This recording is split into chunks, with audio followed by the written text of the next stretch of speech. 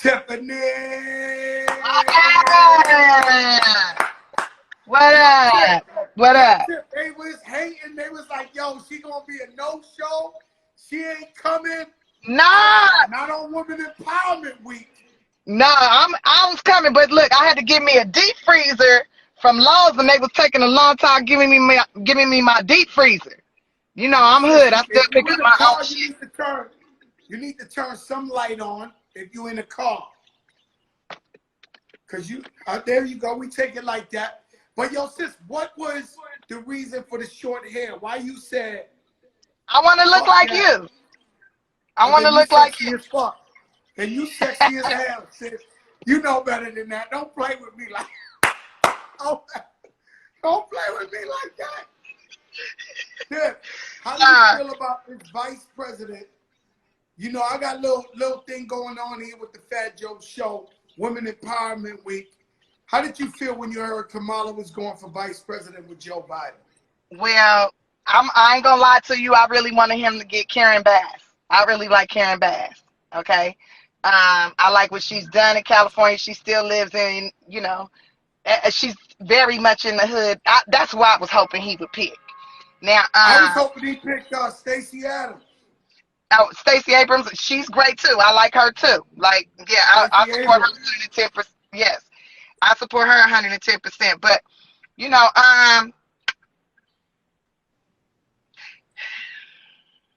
you'll take it.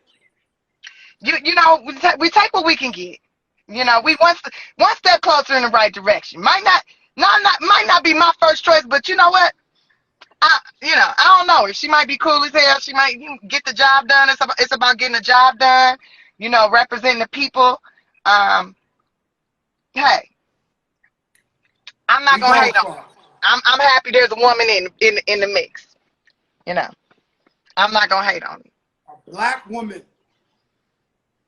Yeah. That's powerful. I'm not a hater. No, that's powerful. That's a big deal. Mm-hmm. It is a big deal. It's definitely a big deal. Definitely. It is. It really is. So, you know, me and you, we've talked. You know, I got to tell the world, because a lot of times these people think I'm full of shit on here when I talk. But I got to tell the world, you know, you like a sister to me. You've always embraced me since day one, since I met you. It's always been real. I remember when we was in night school and we had those 16-hour days, 18 hours, and everybody like, hey, I don't think people want the camera out there when you nod out for that little half an hour when you tired and everybody like this. And very interesting. When you was telling me your story and you was telling me how you grew up in the foster homes, and I go there because there's a girl just like you somewhere out there watching this that grew up, you know, rough like you. Could you tell me what that was like growing up in the foster homes and how that made you become who you are now?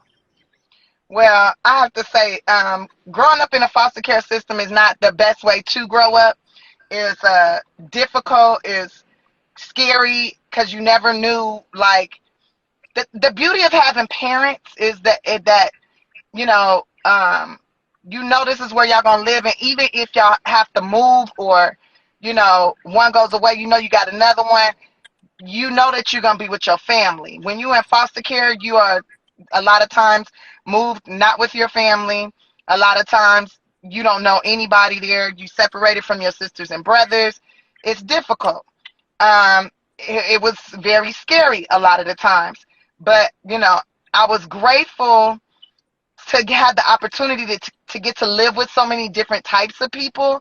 And I think it molded me into the type of person that I can work with anybody. I can be around anybody. You know, I can communicate with anyone, even if they full on crazy, because I had to live with some full on type of crazy.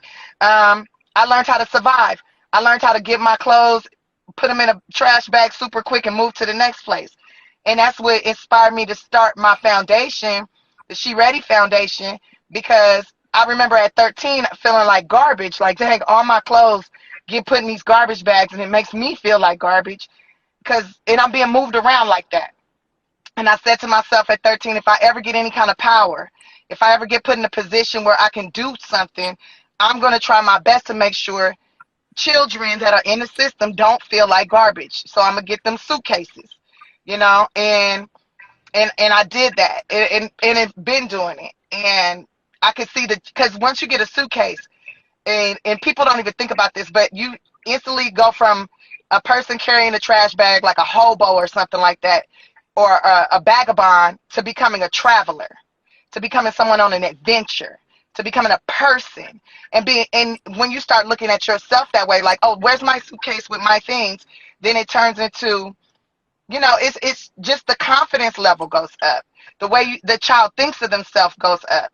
And so I just really want to help people like me that grew up like me feel like they are worth something. And they are. I mean, the state that you live in, the state of California, paid a lot of money to a lot of different families to make sure I don't die. And I'm grateful, you know. And maybe those families were not the best families. Maybe some of them homes were really not the best, but I know how to take a bad situation and make it work because of that. Same with me. Same with me. And I always attribute my upbringing, and I had it rough too. Not in a foster home, but you know, I got shot at 30 times in my life. Like I had to do some foul shit to get here, but it made me stronger. You was making a lot of niggas mad, huh? You was yeah. It's hard being a fat Puerto Rican guy looking like a beetle in a 99.9% black neighborhood talking about this my spot. It's like, what? Yo, what? Nah, I hustle here. Like, this my shit. It's like, what? You know what I used to hate about that, and I still hate about that, when niggas be like, yeah, this my spot, this where I hustle. I be like, oh, do you own this house right here? Do you own this building you stand in front of? Be like, nah, I'm on Section 8, I'm renting. I'm like, well then, you ain't no real fucking gangster. You don't own shit, so this ain't your shit. When you own it, you sitting here making all this money every day. Buy this shit then, nigga. What the fuck? You know, they getting the newer Fat Joes, they getting smarter now. Like, I'm watching them buy shit like that without blowing up their spot. So you chose, Tiffany, you chose a woman, you chose comedy, right? And you was doing the comedy. I feel like comedy chose me, comedy. Huh? Comedy chose me. Sometimes I feel like comedy chose me. Comedy chose you. So you took real life experiences and said, I'm gonna go into the comedy thing. And how hard was it for you as a female in there? Because it's mostly men. And shout out your girl. What's your girl that she was with you forever? She funny as hell. What's your girl? Marla Williams. Yo, she is funny. Marla, yeah. When I went to your show to see you in Detroit or something like that, she killed that shit. Yeah, she a beast. A beast. What is it like being a female, going from town to town, comedy club? I don't think they get a lot of money at the beginning, right? No, you don't get a lot of money at the beginning, and sometimes you don't get a lot of money in the middle. You got to really make a name for yourself, and you got to sell out shows. And I realized, like, I was selling out shows before I was famous, right? But it wasn't, I still get, like, I wasn't, my ticket sales, my prices for the tickets wasn't like what they are now, you know? Once you become famous, the price of the ticket goes up and whatever. But it was difficult. Like, sometimes promoters don't want to pay you. There was one time where, you know, I go to my hotel room and the promoter's in my room. I'm like, what you doing in here? He's like, well, you know what it is. Like, no, I need to go get a whole nother room. Man, I used to date this one dude. He's like, I know you out there sleeping on this dude, fucking on that dude. Like, you out there, you on stage, all the men probably want you. And I'm like, they might do, but I can't do like how male comics do and just hook up with somebody. Like, or, because I don't know if they gonna rape me, rob me, whatever, you know. So, like, you have to really guard yourself. As a woman, you have to guard yourself and protect your integrity. And there's some, you know, some girls might be into that. I'm not into that, you know. I might talk a lot of nasty stuff and all that, but that's just talk. I don't really operate in that way, you know.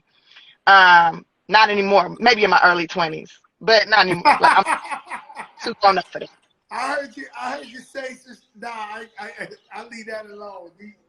You crazy with it. But So is Tiffany Haddish ever gonna have like a husband and family and I had a children? husband. I had a husband already. I did that part already. Would I do it again? Maybe. You know, if it meets all my criteria. You know, would I have Now I'm gonna children? tell you, I'm gonna say something, and it's a little bit of tea, and you stop me immediately. Put your hand up if I'm violating. Well, I know one time I hung out with you, and there was this stunningly handsome guy, and he was standing on the side. He was. It felt like he was with you, but steps away, and I'm standing there with you. Yeah, I had a show you came through in New York, and I'm standing there with you, and I'm like, look at Tiffany, she got this dude in fucking check, and he like following you around, but he know not to get too close. But this guy, most women would want, like, Are you talking about that basketball player? yes, Oh no, that's the homie, man. No, no that's way, that's the homie. that's the homie, man. We just crack jokes and shit. Like he ain't never came at me like he was interested. Yo, that guy right there, that's a handsome guy. Like he's I a, mean, yeah, he's handsome, but he's I silly know and you had goofy him too. like yo, sonning him like. He's a baby too. Like he's so young. I mean, he's young. I mean, if he came at me, if he would have, approached me in that way, I might have played patty cake. I might have been like, let's play house for a day or two. But he didn't approach me that way. He approached me like, like a friend, and he just been like, I really feel like he like a big little brother. Like he's a giant, but he's like young, thirsty for knowledge, and we talk business and crack jokes, but You know, nah, in this industry, I didn't know it was little big brothers and all that. I didn't know that. I thought it was like I nah, thought he was just so I happy ain't. to be with Tiffany Haddish. I swear to God, the whole night I'm with you, I'm joking. I'm like, yo, she's sonning this dude. Like this dude, he might be worth 100 million or something, right? I For don't know sure. how much. I don't know how much he worth, but I know Oh he no, cool. he worth 100. He worth 100. Well, So I didn't know that. I'm like, God damn. That Maybe that's Tiffany why came up like that. I didn't. I didn't know that. That's the homie. Maybe that's why he stopped calling me when I was like, "Yeah, I got a boyfriend now." He was like, "Oh, congratulations." I ain't heard from him since. You fucked Maybe it that's. up. You messed up. You messed up because that boy was on you. I Um, didn't feel like he was on me like that though. He never no, he like. was on you. I could tell you from one guy to another. He was on you like that.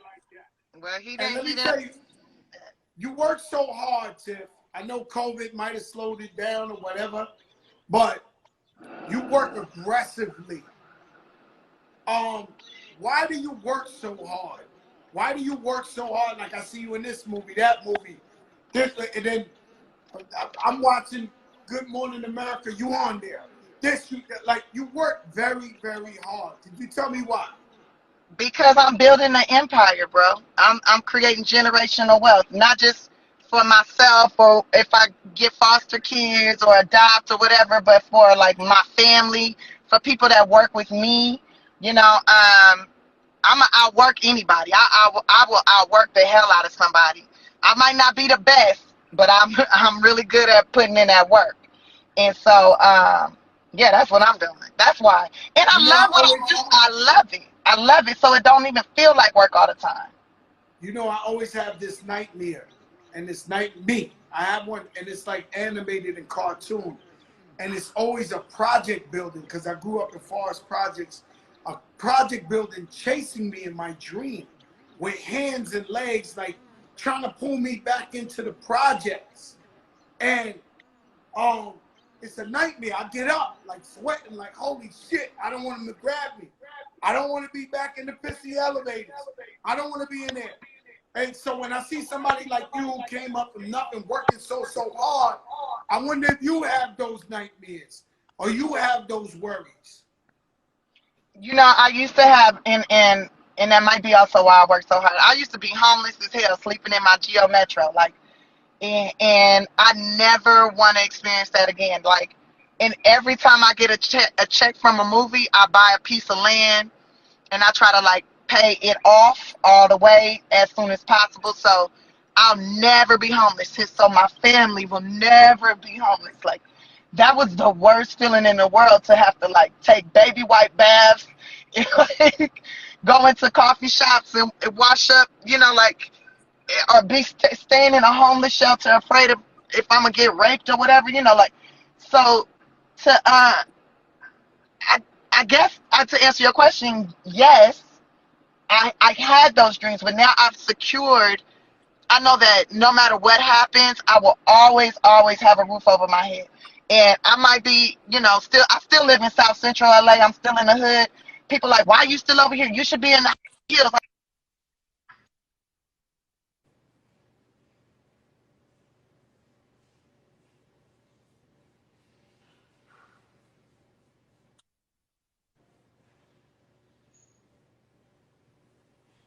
Build up my community and make it better. The more people like me that live in the community, the better it'll be. And then the children that live in the community can see, like, oh, she never left the hood, but she might leave the hood to go to work, but she always come home. And it's better here. And it's to be an example to me. I I'm an love that. I example. love that. But I think that's one place where, and I'm always in the hood. I own businesses in the hood. I'm in the hood every day, but I don't live there. And I think it's more dangerous as a guy. So you say Jam Master Jay got killed, Nipsey, and even Fat Joe, God forbid Fat Joe get killed in my hood. They be like, damn, he had all that money. He was like what is he doing here?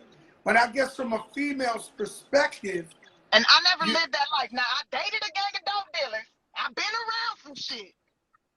But I don't, I know you've been around some shit. People, yeah, I've had a beat on my cheek. Somebody got shot right next to me. Their brains was on my face.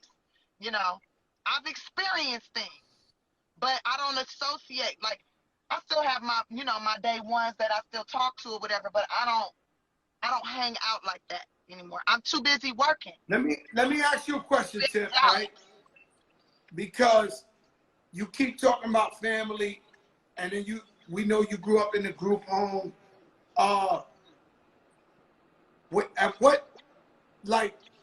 Did you forgive your family for letting you be in a group home, and now y'all together and you take care of them? Like, yeah, I got forgiveness in my heart. At the end of the day, look, my mama had mental illness because she had a car accident. Okay, her head went through a windshield. It's not her. It's not her fault that she couldn't be the best mom ever. And she was a great mom before that accident. And then that accident made me grow up. Like, and she the first person I ever loved. And always she installed in me that family is everything. Now, some of my family members don't seem to think so. And some of my family members I don't fuck with. Let's be honest. Because they be on that felonious bullshit. I love them. I love you. I'll help you to this extent. And then you got to figure it out yourself. Because I had to figure it out myself. And what I've learned is, especially over these last like 5-6 years, you can give your family everything. If they don't work for it, they resent you. They resent you. And then they're like mad at you because, like, which don't make no sense to me. I'm like, here, you need a car, you need money for this, here you go. And then they're like, you want me to pay you back? I never asked you to pay me back. I never asked you for shit. But then I actually don't loan people. If I love you, I won't loan it. If you came and you say, Joe, I need $25,000, I love you, I give it to you and make clear I don't want it back. If you give it back, it's a miracle. But I don't want to be like, I loaned her 25, she didn't pay me back, now I feel away. Right. I learned that a long time ago because usually 99% of the time you loan somebody something, they won't give it back. And now you looking at them like, yo, he trying to play me? She trying to play me? So now if I do, I give it to him and say, listen, you don't owe me. Nah, Joe, I'm going to get it back to you. I'll be like, nah, here's a gift. Know what I'm saying? But you can't keep coming back for a gift. So Like if I love you, you might have a good one-shot deal for a gift. Like, yo, Joe, I got an uncle. He asked me to buy him a Frankfurter truck, a hot dog truck that he could sell a hot dog. I gave him the money for it. I never seen the truck. The man come back a year later talking about, yo, can you give me some money? I want to buy a hot dog truck and sell hot dogs in front of the hospital. I give him the money again. He come back 1 year later, yo, Joe, I want to buy a hot dog truck. I said, listen, Unc, this is the last hot dog truck I'm giving you the money for, and I ain't never seen one yet. And so you get a little bit of survivor's guilt where you feel a little bit fucked up because when you was broke, you was with these people. But we just can't, we want to be supportive. We can't just let nobody take advantage of us. I guess that's part. the key. That part, because they get, and people get like they think you, some of my family members feel like they entitled to something. And I'll be like, hold up. Did I give birth to you? No. Did you give birth to me? No. Okay, when I was in the homeless shelter, did you say, hey, come stay over here? No. When I was doing these comedy shows and I was inviting you out to the shows and told you I would even pick you up and take you with me, did you show up? No. When I said, hey, will you help me clean my house? Did you help me? No. When I said, will you help me just wash the dogs for me? I give you $300 to wash my dogs. No, I ain't washing your goddamn dogs. Okay, so, bitch. I can't help it. And that's why I started saying, okay, let me work a little harder, build up my company, then I could provide jobs, right? I could provide jobs for people. Now when my family come at me when they say they want some money, I say, I don't got no money to give you, but I got a job and you can earn it. Do you want a job? Do you want to put in some work? And then they be Some looking people at me don't want to put in work. They don't want to work. So if you don't want to work, you don't want no money because you're going to have to earn this now because I earned it. I bust my ass. Only person could just get money from me however, whenever they want to, is my mama. You my know what happened? And my aunties. That's it. You know what happened to me, Tiff, is my brother had a lot of money, and I seen him do beautiful things for the whole entire family, bought everybody furniture for their houses and all that, cars. And then he got into drugs, and so he lost his money, and then he was knocking on family members' doors to spend the night because he had nowhere to stay. Mind you, he bought the TV, the couches, the everything, and motherfuckers was calling my mother like, yo, your son over here, we ain't letting him in. We ain't letting him in. But when he was getting that money, they loved him and they waited for him every day. So with me, and to all my family members, if you want to know why, I seen how y'all treated my brother. That's why I never let them abuse me. That was a lesson for me. God put that in front of me, so it'd be like, Joe, you're about to make some money. Don't let these people take advantage of you. So, you know, if it's an aunt in the hospital, somebody's funeral, I'm going to pay. If it's something, I'm going to pay. But abusing me, I'm not going for that. I'm not. Yeah, I'm not going for that with nobody. Right. I just ran over a basket, bro. I just ran over a basket. I got to get up out this Lowe's. I just sucked their basket up. I'm out the Lowe's. Yo, sis, you crazy, man. But let me tell you something. I love the haircut.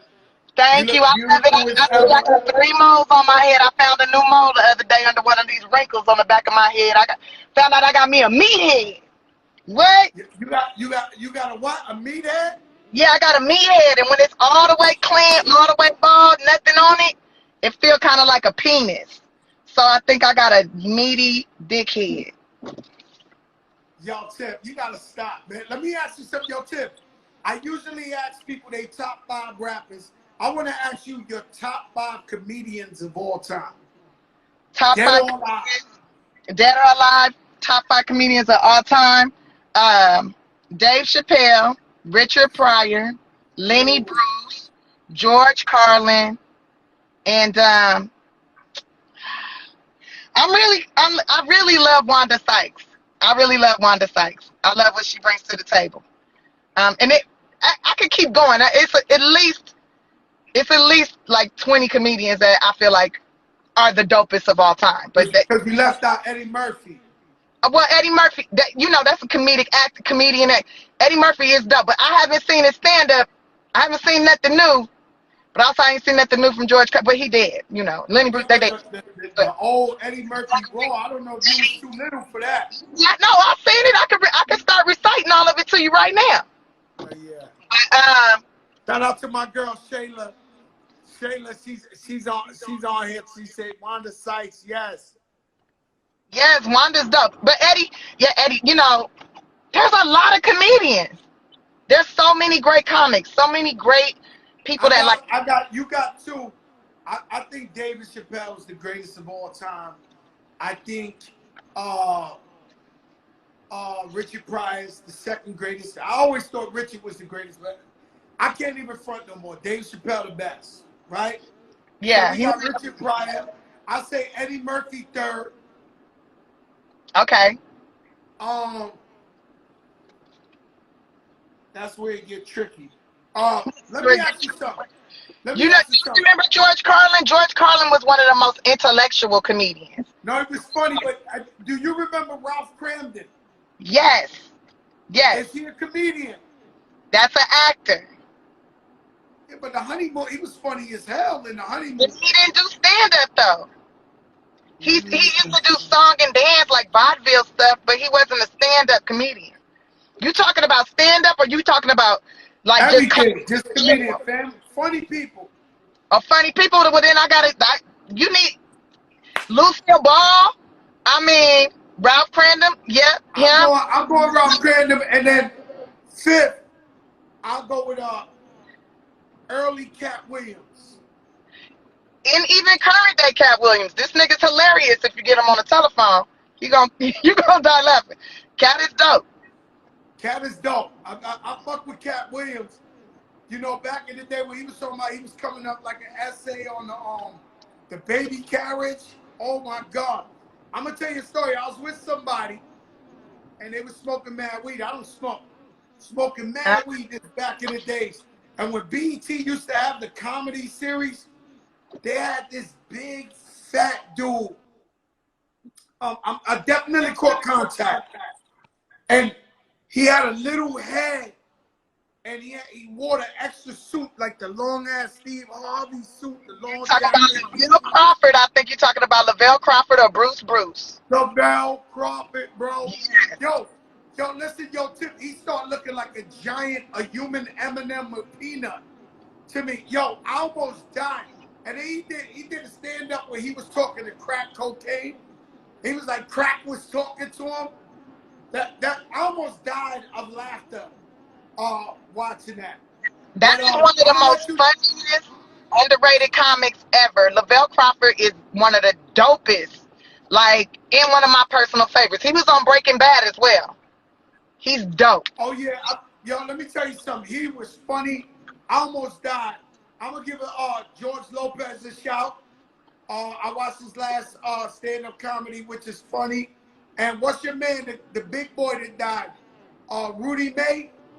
No, Ralphie May. Ralphie May. Fucking hilarious. I thought he was funny. Undeniable. Yep. Ralphie May, I thought he was funny. Yep, he's very funny. Very funny. Dry comedy, I'm going to say Larry David, Curb Your Enthusiasm. Yeah, Larry's hilarious, too. And he does stand-up, too. He's funny. Smart man. Smart. I was surprised I liked the last, the Seinfeld. The special they got on Netflix, because I'm not a Seinfeld type. I'm a Cat Williams type of dude. Like, what? That Seinfeld, that was hilarious, the last Seinfeld. I got it. Yeah. Seinfeld is funny. He's not where he's at in life because he's not funny. Or just because he's white, He puts in the work. He's a funny guy. But, he got nominated for an Emmy for his special. And Dave Chappelle got nominated for an Emmy for 2 specials. I got nominated as well. So, whatever. Yo, Tip, I love you. I want you to drive safe, so I'm going to let you go. Because I know we've been breaking all types of rules. Tesla is driving itself, really. I just put my hands on the wheel so I look like I'm doing something. So you got a car that drives itself? Yeah, the Tesla drive itself. Damn, man. Boy, you living the life, Tip. Yeah, Tip, you living the life. Got the car to drive itself right into the hood. And you going green. I love you, sis. I thank you for coming on here. Thank you. Appreciate you. You always keep it 1,000 with me. Yeah. I'm your brother for life, all right? Thank you. Love you, Tiff.